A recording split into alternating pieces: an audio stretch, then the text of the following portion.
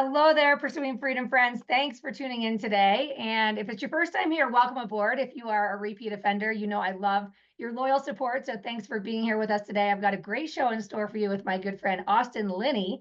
And man, Austin has done it all. And he has so many mutual friends of mine throughout the years of real estate, podcasting, masterminding, all the things. He's a serial entrepreneur. He's done real estate investing. He's coached real estate agents. He's a business and mindset coach, host of the amazing podcast, Construct Your Life. And he's passionate about sharing insight and strategy for building successful and fulfilling careers. And since that's what we're all about here at Pursuing Freedom, it was a no-brainer to beg him to take some time to be on the show with us today. So, first of all, thank you, Austin, for being with us today. I'm so glad you're here. Thank you so much. Your energy is amazing. Thank you. It's the last meeting of the day. I needed it. So yes. I'm just like an infusion. So here we go. Yeah. Well, buckle up because yeah, we're gonna have some fun today. So Austin, we always like to start from the beginning. I mean, you've done a lot. I know you have a ton of value to bring to the listeners. So let's just kind of bring it back a little bit and share a little bit about your story, your journey, and how it's taking you along the path to where you are today and having this impact. Yeah. I mean, I don't want to be, this, I don't want to tell the same story that everybody tells, but unfortunately I have the same story that everybody wants to tell. So, I have what is classified as a clinical photographic memory. I did not know what that was till like 3 years ago. Like literally can memorize like this conversation that you and I have. I could tell you it 2 years from now. Like Wow. every song, I know it. So like I memorized everything in school. I never studied. Okay. So as I started getting up in grades, it started getting harder. My dad is a very successful dentist in Houston, Texas, and had a practice for 40 plus years and sold it recently. Like he was, I didn't want to be a doctor. I didn't like school. I didn't want to do it. I think everybody knew I didn't want to be a doctor, but like that's what you think you had to do. And so I had a really good friend whose dad owned a couple businesses. Nobody knew really what he did, if I'm being honest, but he owns. We knew he was a business, and their houses were really nice. And so one weekend, he handed me Rich Dad Poor Dad, and he said, "Read it and get back to me." I read it in 2 days. I came back to him and I said, "Look, I don't care what was in that book. That guy was in there talking crap about doctors and lawyers. I'm in. Like whatever this is, it can be different." And so I'm not saying that I did something with it right then, but it shifted the way that I felt about how I could be successful and what I could do. And so that kind of started me down the path of figuring it out. Well, unfortunately, drugs and alcohol decided to make their way into my life when my parents divorced at 17, and that kind of affected my life for a good period of years until I got sober from the drugs, and then proceeded to be a functioning alcoholic for 20 years. And so, through all that, like a lot of my plans of what I wanted to do with my life, by real estate, so on and so on, had kind of dissipated until I became older, in my mid 30s. But what happened is I joined. It's a true story. I was on Instagram. I was living in San Antonio. It took me 8 years and 8 deals that fell through to buy my first house. So 8 years, 8 deals. I haven't told the story because I don't talk real estate that much. So I haven't told the story in a long time. So we lost two houses the day before closing. I mean, just one was a stupid mistake on my part, and I refuse to talk about it because it's so stupid. But I had quit my job because I hated it so much before we closed, not knowing they would check the day before we closed. Let me just say, my ex-wife is probably still mad at me about this. Yes. Yeah, I Uh, was in the mortgage business almost 17 years, so yeah. I'm definitely having a minor heart palpitation over here at the thought of that. I mean, literally couldn't wait a day. I mean, literally couldn't wait a day. I mean, come on, guy. Like, So, so long story short, we have to move into this area. I was bartending, waiting tables at a really nice hotel in San Antonio, and my real estate agent at the time says to me, these are the words that come out of his mouth, and I almost lost it. He goes, "You know what?" He goes, "I don't think that you should buy a house right now. I don't think you're in a place for it to make sense after that deal fell through." And I said, "Okay, first of all, never call me again. If I ever see you again," because he was like a family friend of some, like my sister-in-law. I was like, "It's not going to be good for you." So I was so livid. I was like, "How dare you? Like, who are you?" Like, and so that night I waited on a guy who was there for his anniversary. He was a little tipsy, And he was like, "What's going on?" And I was like, "Ah, I'm just upset. Like, blah blah blah." He's like, "Hey, I'm a real estate agent." He's like, "I don't want anything from it. I can make this happen." And I was like, "Make it happen." He's like, "I work with mortgage broker who specializes in working with bartenders and servers. Like, it's cool." And I was like, "Okay." So I called the next day. I met with the mortgage broker, and she was like, "Oh yeah, I got this." Like, they call me the bulldog. We're fine. And so, like, literally, I started working again, and she's like, "We're gonna do this. You're gonna have a job for 6 months. We're gonna get paperwork from your managers." And like, we weren't buying a crazy expensive house. It was like on the rough side of San Antonio. So long story short, he does not want to buy over there because he doesn't do deals there, and he thinks I'm ridiculous. He's like, "Do not buy over there." And I was like, "Look, that's not what I'm asking you to do. I'm telling you, I see something, like, just buy it." So we bought it, and then I bought the home across the street from me 6 months later, and then I bought another house 2 miles away, like 9 months later with a partner. So I had three houses. They were all running as Airbnbs, and I saw first real estate agent at a Christmas party, and I said, "Hey, I'm sorry to tell you that I have three houses now. I appreciate your advice." But like, it was that moment. But all that led to an Instagram post when I was seeing a property, and this guy DM me, and he was like, "Hey, if you know any properties that are for sale in your neighborhood, I'm buying." Because I mentioned something, and I go, "Yeah, not if I buy it first." And he was like, "Oh, really?" And so we get to talking and blah, blah, blah. And so, true story, he was managing the GoBundance Instagram at that time. No way. Yeah. And so he said, "I think we should meet for coffee the next day." I said, "That would be great. Could you please tell me your name? Because I'm talking to a company. I don't even know who you are." So he tells me his name. We go meet the next day, and he goes, "Hey, I think that you would be perfect for this mastermind called M1." And I go, "Oh yeah, what's that?" And so he tells me, and he goes, "Why do you want?" I said, "I've been looking for something like this for like 3 years, and I can't find it." He goes, "Why do you want to join?" And I said, "Because my dreams are bigger than the people I'm around." And he goes, "It's the best answer I've ever heard. Join."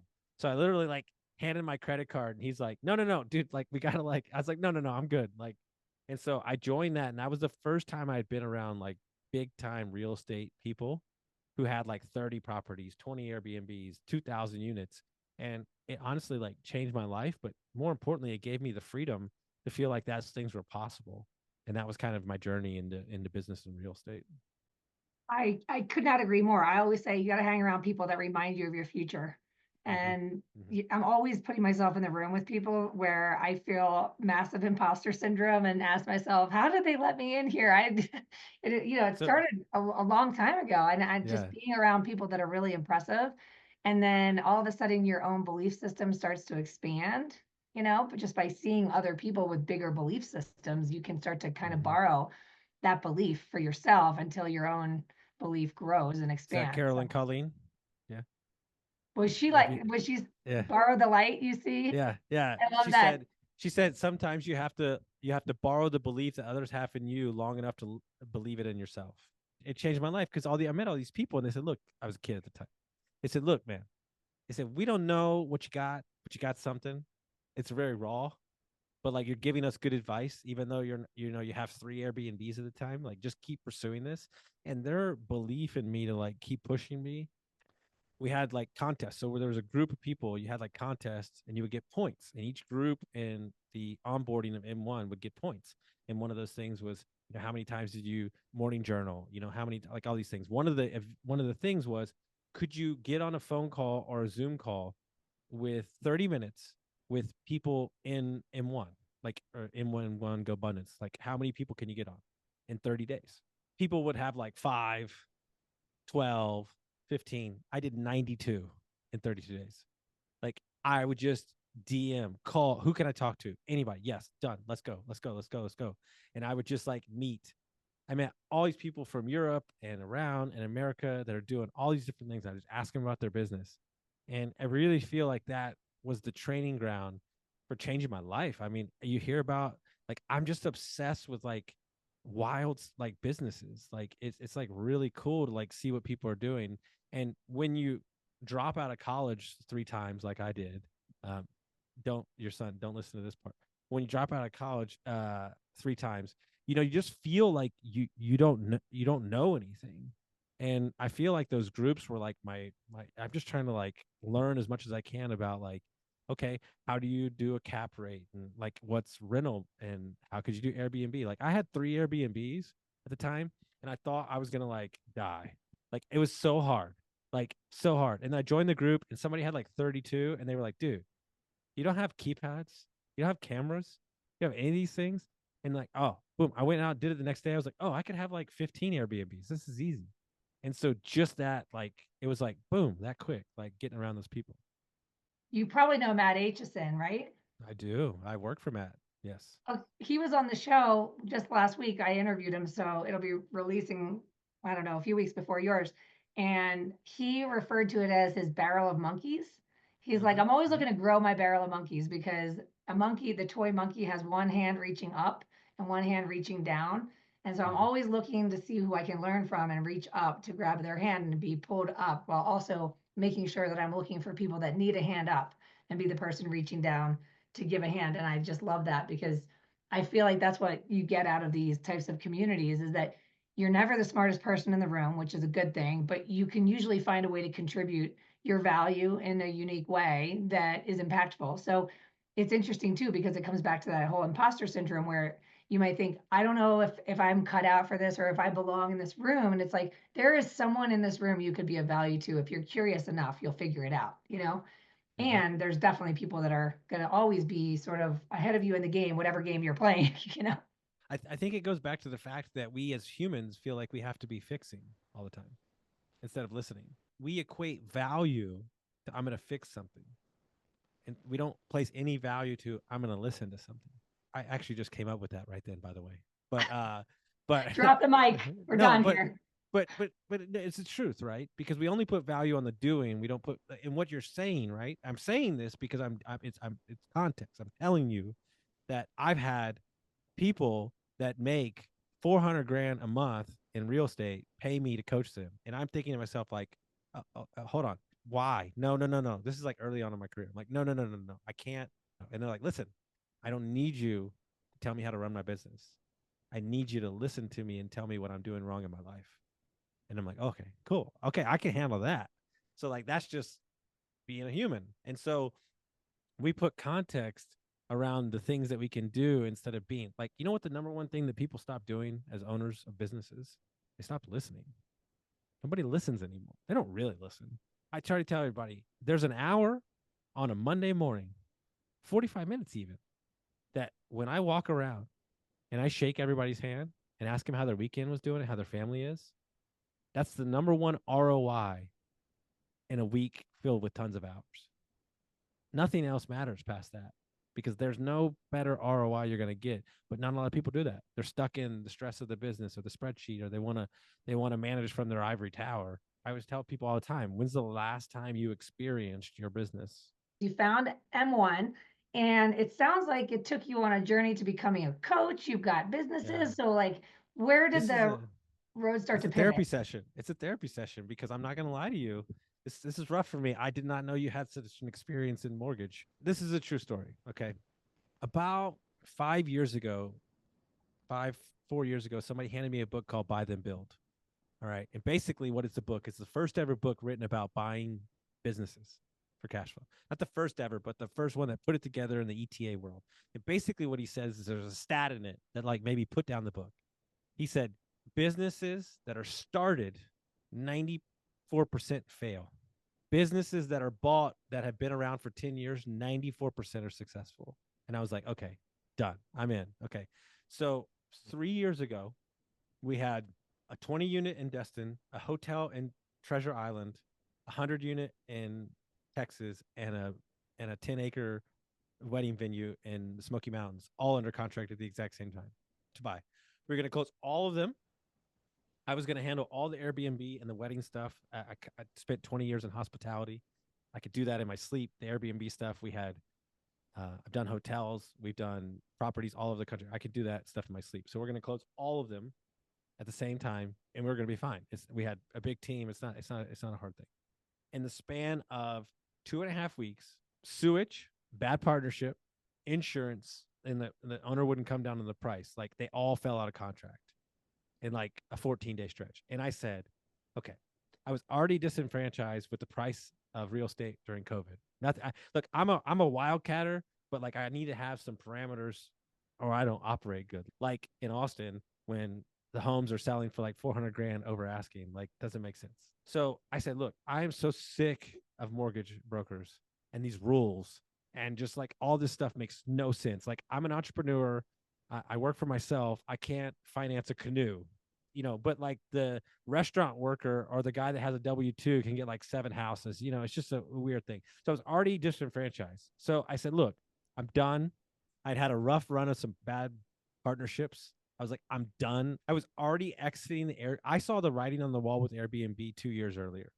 I was already ready to get out. We had already been moving out. Me personally, I was done. I didn't like it anymore. We did it at large scales. So I said, I'm going to go buy a business. And I've got kind of this group I'm going to put together. We got a business under contract 2 weeks later. Now, hear me out. It was in the real estate space. So I was like a little more comfortable with it. But when we got through due diligence, I knew the seller wasn't going to come down. I just knew it. Like it didn't make sense. He was just very prideful, and he thought his business was worth more. So during that time, the broker had this deal under contract, the same deal that we bought that I've been running for 2.5 years. So we bought an HVAC plumbing and electric company. This is a true story. People think it's a joke. They think it's a bit. Um, I moved up here, took the CEO role. I never seen a furnace before. I didn't even know what it was. Wow. I'm from Texas. Like we have a unit that you sit outside that has hot and cold in it. So Yeah, that's so insane. so so I have, this is a true story. I have the 70-year-old that works for me, 72 now, and he's done everything that you could think. He's been doing this since he was 14 years old. He'll tell me problems, and the other team is sitting behind just laughing because they know I have no idea what he's talking about, and they're just dying laughing. And so you can only do these things. I have been blessed.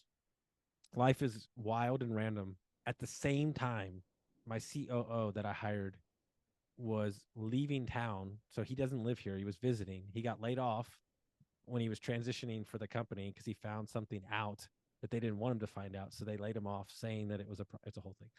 But I got his resume.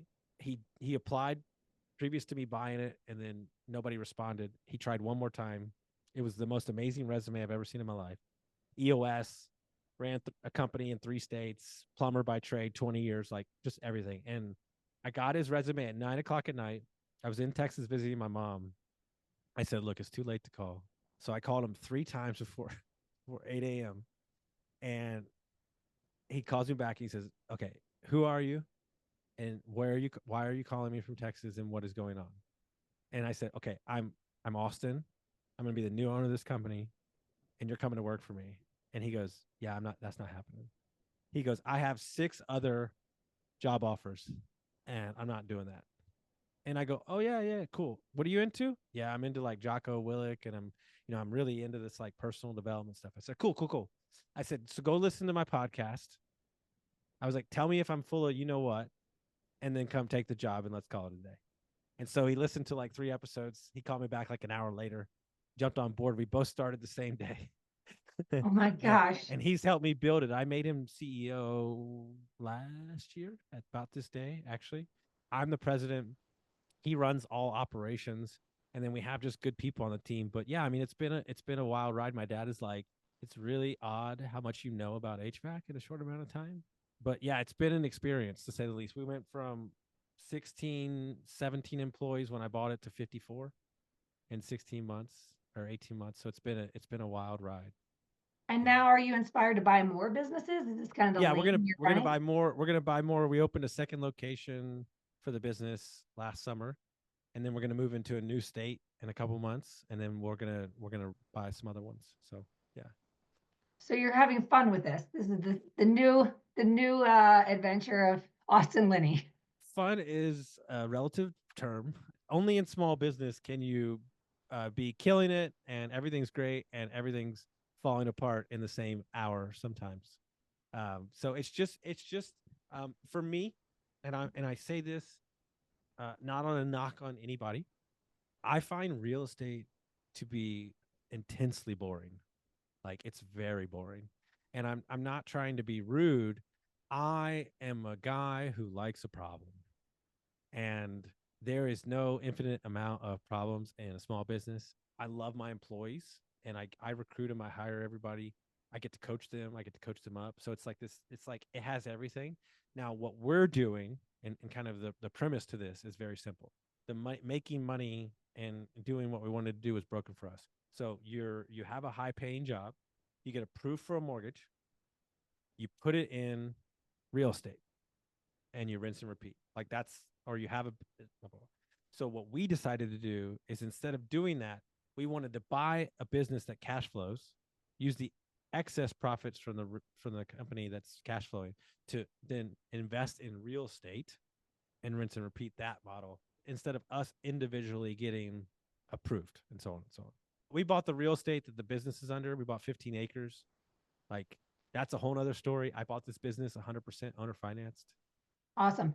And so where along this journey did the podcast emerge and 5 years ago. Yeah. 5 years ago? So what Yeah. happened there? I don't know if you've ever had this too. When you do a podcast and you look on your Apple iTunes and you see your podcast next to like podcasts you listen to, it's like this weird feeling. You're like, I shouldn't be there. I'd always thought about wanting to do one, but I went to the best conference ever in Breckenridge, and there was like 700 people there, and everybody that was queued up to talk to people, they owned the podcast. And so I was like, I should just start a podcast, but I don't want it to be like just about real estate. I want it to be about like life and like mindset and all that stuff. And so we like came up with the name on site and like just started it like the next day. And so like my life was falling apart when I started it. It was kind of like therapy as well too. Like I got divorced and I got laid off from my private equity job. So it was kind of this like therapy session for me, but it was a great time and I just love talking to people. So it's a good medium for that. It really is. I find it to be so energizing and interesting. I love running the show. I took a hiatus for a little while and then resumed it and started to diversify the content a little bit as well beyond just how to sell more homes or close more loans, but really to what end, like if you're going to be exchanging your hours for dollars and then what? What's the plan? Like, what's the true path to freedom? Because we all know what it feels like to survive our success versus to create systems and scale to actually have the fulfillment of life powered by a business that you've designed to fuel it versus a business that's there to be the energy drain, the life sucking albatross, which many of us have experienced as well. So it's fun to hear how your journey has unfolded because so many people get stuck in one lane, and then if one door closes they just fall apart. It sounds like for you, doors close and 10 more open, and you're just like an Yeah. explorer on a journey of having a good time along the way. Yeah, I love to be a conquistador or like a maverick. Like I just what you're seeing today is methodical. Like so I was branded like the real estate. Like they always say, like be careful what song you write because you might be singing it the rest of your life. Like Yep. it's the truth. Like I was the Airbnb kind of guy, and like I was like, oh my god, I absolutely can't stand this. And my coach was like, well, you're the one that wanted to be the Airbnb guy. I don't know what to tell you. And so when I decided to get out of real estate, I'm obsessed with like deals. So like I've worked a couple off market business broker deals through like Twitter, Instagram. I actually connected to two groups that bought a $70 million business last year. I thought that was the coolest thing on the planet. But I'm talking like $1 billion funds. Like I love that thing. And so I said, this is where I want to go. And so I told my podcast producer, who is my branding guy and kind of my everything for my website and everything, I said, I want to remove myself from real estate and focus more on business. I said, this is going to take 2 to 3 years. It's not going to be like my entire first 3 years of the podcast, 4 years was all real estate people, every single one of them. Are people going to grow with me? Are they going? I don't know, but I know this is what I want. And so I'm going to do that. And so it's been a methodical kind of, we're just now probably like 2, 3 months away from like being that cycle that I mentioned. I mean, it's a process. This is the craziest thing ever. Somebody asked me, they said, what if you could do anything, what would you do? And I think I would be a teacher. and I hate school. So like I love teaching kids, like especially personal development, especially all this stuff. And so where I see it as is I think there's instead of like being stuck on like this is the only thing I do, I see it broken up in like 10-year segments. Yes. Like who I'm gonna be at 50 is gonna be totally different than who I'm gonna be at 60. And like what I want. Like I'll never stop working, but that doesn't mean I'm working for money at like 60. Like I could just be helping and stuff. And so I think a lot of people like they wrap up their entire identity in what they do. I tell people all the time, the number one people I'm worried about, number one, there's two groups: teachers and real estate agents. It's the groups I worry about the most. They don't take care of themselves, and they're at the behest of their clients, and they don't work out, and they don't like they're just like called all nights of the hour, and the teachers are giving their stuff to the student, and the students don't care. I worry about these groups of people, right? And especially with this market that we have, that doesn't make any sense for the last couple of years. Is I was making all the money, I'm making no the money, and the interest rates are here. It's you can drive yourself nuts. I mean, really, you can. You have to ask yourself, like, are you doing the thing that you should be doing? And just because you've done this thing, could you be doing something else? I have people that are friends of mine that are mortgage brokers that love what they do. They make tons of money and they love what they do. And then I have other people who make tons of money and they're miserable. Yeah, it's funny you say this because before I retired my mortgage license at the end of 2022, I was standing on stage at a real estate conference and I was talking about life by design. And when you find yourself in, well, I'm good at it, but I don't really love it. Like I can do this with Yeah. my eyes closed. What is wrong with me? Like there's this feeling of insanity when you've achieved mastery and now you feel called to something different, something more, where I feel like there's this messy in the middle for a lot of people, for Sure. everybody probably in some capacity. And I read this book called Halftime that talked about how when you're in your 20s, you're trying to find yourself, figure it out, maybe pick a career, maybe pick a partner, whatever. And then 30s are often characterized by this really high energy, achieving a mastery in your field. Maybe you're having a family, whatever. And then you get into your 40s and you're approaching 50. And if you live a long life, you might be roughly around halftime at this point. And that people start to have this itch. And the interesting thing he said is that for those who heed the call to explore that, then life can continue to be this really interesting upward spiral of curiosity and exploration and Sure. fun and value. I mean, impact as well, like taking your what you've achieved and what you've learned and finding a way to pay it forward and give back. And for those who don't, for those who talk themselves into settling or mediocrity or talk themselves out of the leap that feels ridiculous when everything's fine, it's fine. For those folks that don't heed the call, it can start to be a really downward spiral. And it's interesting to hear you say it in those words. So there's a book that I read that basically it's a business broker talking about. So what he's saying is that your business is not ready to sell because you skipped the passion cycle for your business and it started declining.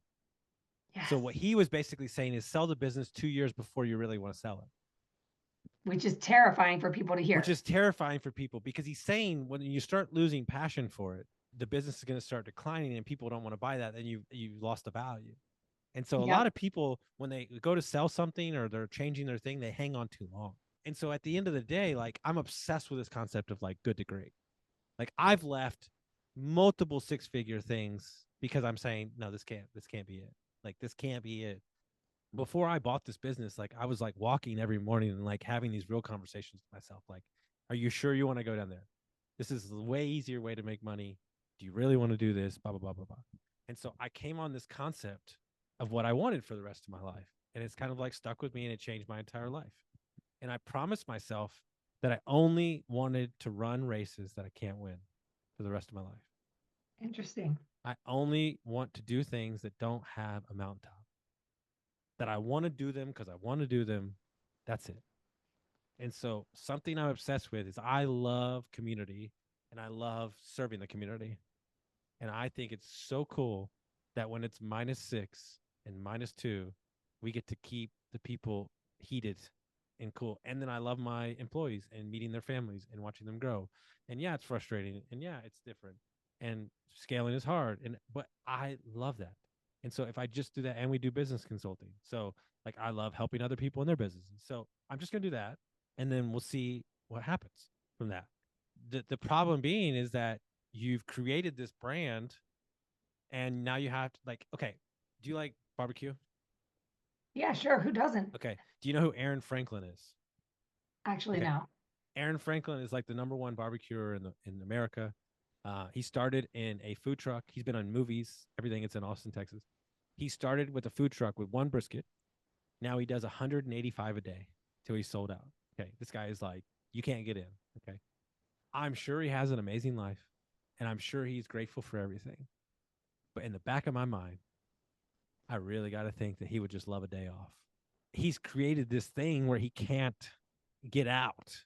And like, how many real estate agents don't have the team and they've got to create the content and they've got to do other things? And now you've created a mechanism that, yeah, you might make some money, but there's no scaling you out of it. And you're not, I mean, you're basically a doctor and a lawyer. So you're not making money unless you're making money. And so the thing I love about my business is like I have people, three of them working down at the job site, and then we're doing five other installs and doing plumbers. But like they're getting the job done and we're helping them and supporting them and keep on. I find that more adapt to my lifestyle than having to, do everything myself. I just don't, it's a lot of work.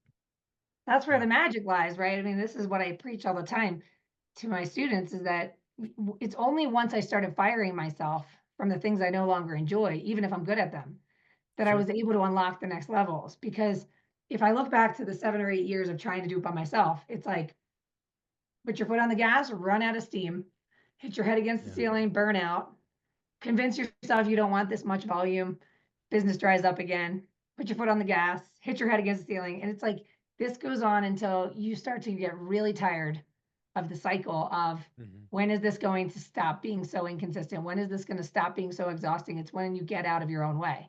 And a lot of people have a hard time hearing that, but it's so powerful that you've got to chase the enjoyment factor because I really do believe we talk about curating vacation energy. Like you go on vacation and your business picks up and it's so Sure. annoying. Sure. And it's Yeah. like, well, that's because you're happy. You're Yep. excited. You're enjoying yourself. It's like, what if we could just incorporate that into every day of your life? And then we can curate vacation energy and we can surprise ourselves with what's possible and what we can attract like a magnetic force when we actually have the light on from within. And it just means oftentimes getting out of our own way. So I love how you talk about that because people need to hear that. 2 years ago, around this time. So I had some business I had to do in Texas. I had some meetings. I had a conference I was going to for business in Missouri. I had to go pick up some stuff in Texas. This was after we had moved here for a year. I still need to go pick up some stuff. So I was gone for 2 weeks. So it was the first time since we bought the business that I had gone. So I'd gone, right? Look, I'm going to go with something my ex-wife said. She said, "I love you a lot, but your personality really fills up the room, and sometimes other people need to be in that room too." So it's something I took to heart, and so I am driven. I'm excited. I have different gears, but I'm also like I'm a lot for some people because I'm just like always excited. So I left, and I kept hearing things. The business was running like really good. Like people were like a little more comfortable. Like I'm hearing it from like my fiance who ran into somebody at the coffee shop. Like, and so I'm driving back home after 2 weeks, and I'm talking to my CEO, and I said, "Hey, I said the business has ran really good without me. I said, let's not change anything. I said, everything that I was doing that it was taken off of me in those 2 weeks, we're not going back. Like, we're not going back." And then, like, a month later, I named him CEO. You don't understand. I would literally, and I mean this wholeheartedly, I would literally lay tile for 16 hours a day. I would rather mow a million acres of grass. I would rather lay brick in the summer in Texas than go into an office. I cannot stand it. I think it's the worst thing on the planet. And I would Yep. go into that office every day, and I'm just like, I am the networker. I'm the face. I'm the recruiter. I'm getting us new business. I'm overseeing projects. I'm supporting the team. And so I got to go back to doing the things that I do. And he told me something that changed my life.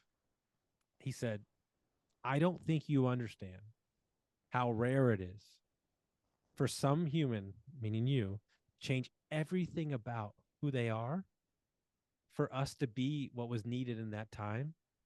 And now you have the freedom to change back. So cool. And I was like, well, damn, dude, dropping bombs on me at 6 o'clock at night. I was Trying like, to make me cry. I was like, are you trying to make me cry, dude?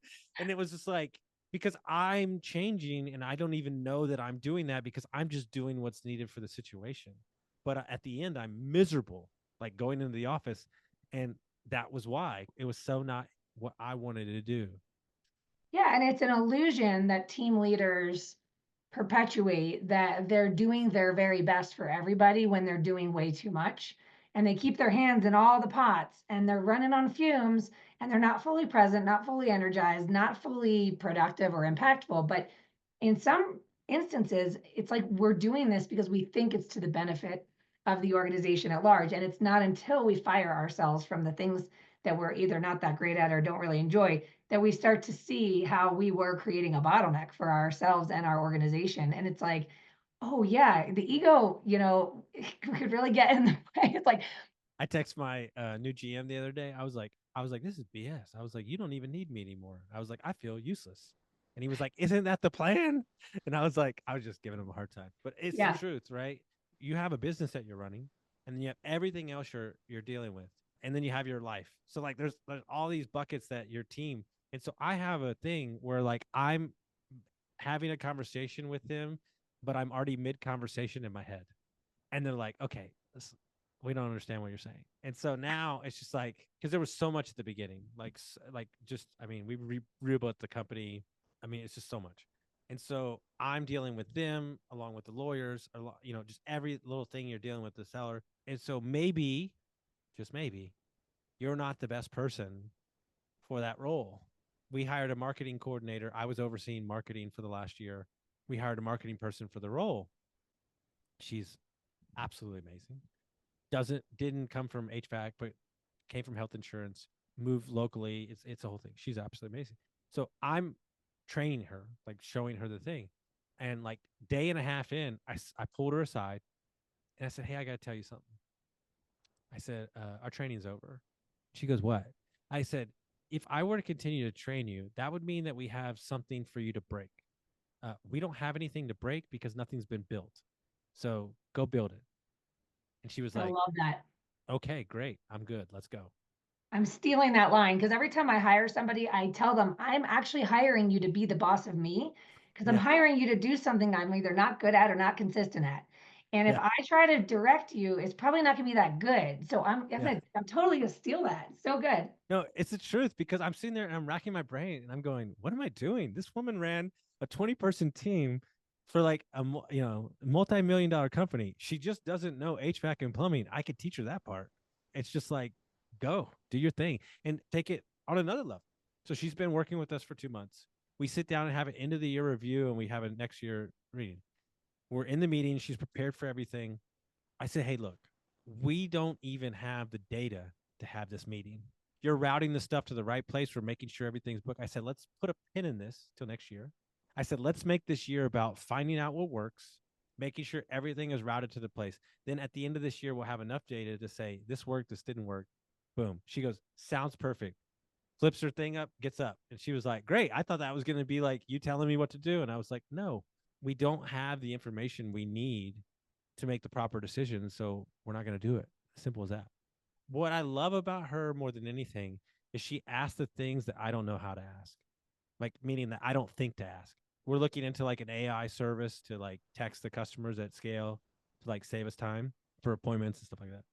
And she's like, well, is it compliant with the new law and blah, blah, blah. Me and the other owner looked at each other and we're like, yeah, like I didn't think about that, like that whole thing. And so I was like, yes. I was like, right higher. I'm already on chapter 36, Yeah. when you surround yourself with competent people. But here's the most important thing. I'm not saying that I try to, but I mainly only hire women for the office because they're absolutely amazing. They crush. I mean, just period. End of story. They're great. People love talking to them. They're organized. My business is a little rough around the edges on the install service side. These guys, came up from construction and all this thing. So I love that they can be like the little whiners. She's like, oh yeah, they're definitely the whiners out of the group. So yeah, it's just great. The office and the it's such a different dynamic, but I just find the women to be absolutely amazing. Nothing against men, but Yeah, I mean, we're pretty great, but just yeah, kidding. no, I mean it's the truth. I mean, there is more clarity in the motion. Yeah, that's awesome. Well, listen, I want to honor your time, Austin, and let you get on with your day here, but I've loved this conversation. You've highlighted so many important topics that it just honestly, it's just a fun story and inspiring too, and hopefully leaves the listeners thinking beyond, the stories and the excuses for why we have to do this or we need to do that and we can't do this and just what do you really want and why not, right? Why not now?